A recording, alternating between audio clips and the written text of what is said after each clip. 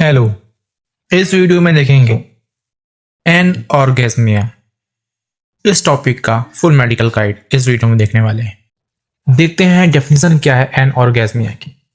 Scientific definition: persistent या recurrent delay और complete absence of orgasm despite adequate sexual stimulation.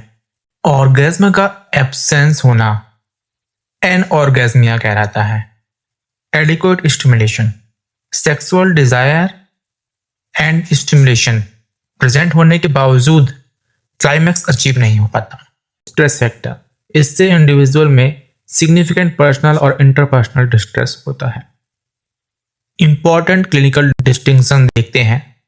एनऑर्गेस्मिया is not loss of libido, मतलब कि ये desire issue नहीं है।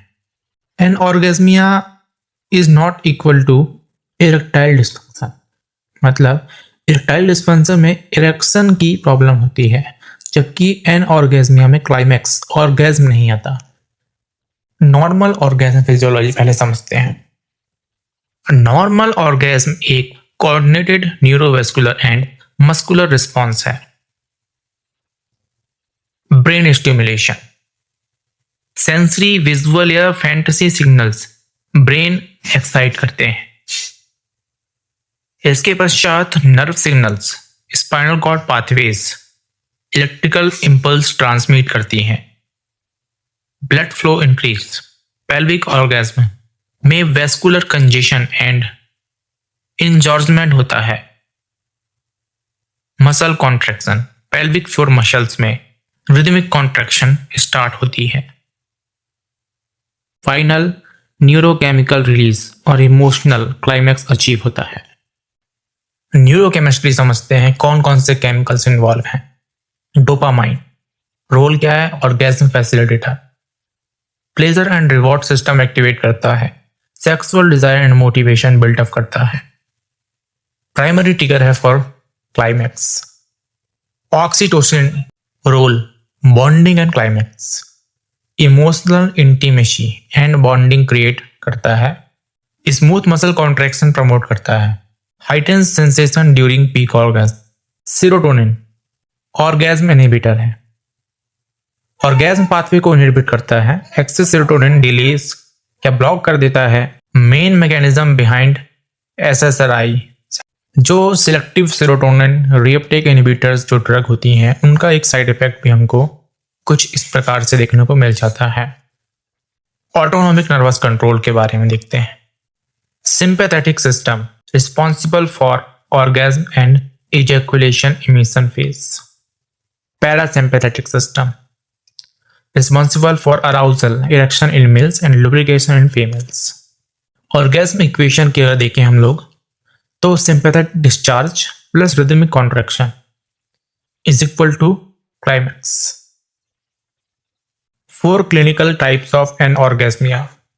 4 टाइप के एनऑर्गेस्मिया हमको देखने को मिलता है। प्राइमरी एनऑर्गेस्मिया, लाइफ लॉन्ग एब्सेंस, इंसान ने पूरी लाइफ में कभी भी ऑर्गेस्म एक्सपीरियंस नहीं किया होता। सेकेंडरी एनऑर्गेस्मिया, एक्वायर्ड कंडीशन, पहले नॉर्मली ऑर्गेस्म होता था बट अब किसी इलनेस या ड्रग की वजह से नहीं होता।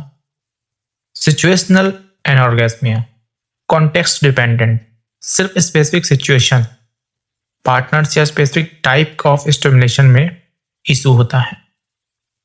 जनरलाइज्ड ऑर्गेस्मिया, यूनिवर्सल एब्सेंस, हर सिचुएशन, पार्टनर और स्टिमुलेशन टेक्निक में क्लाइमैक्स अचीव नहीं होता।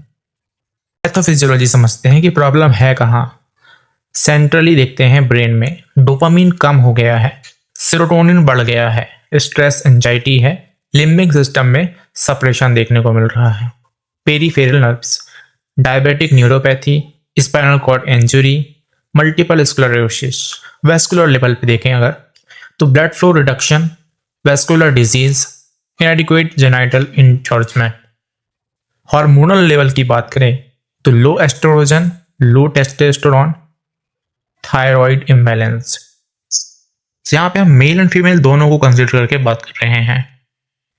High yield causes of anorgasmia: psychological, stress and performance anxiety, clinical depression, anxiety, relationship conflicts, post trauma, psychological abuses, biological and medical, diabetes mellitus, neurological disorders, hormonal imbalance, aging and chronic systemic illness, drug induced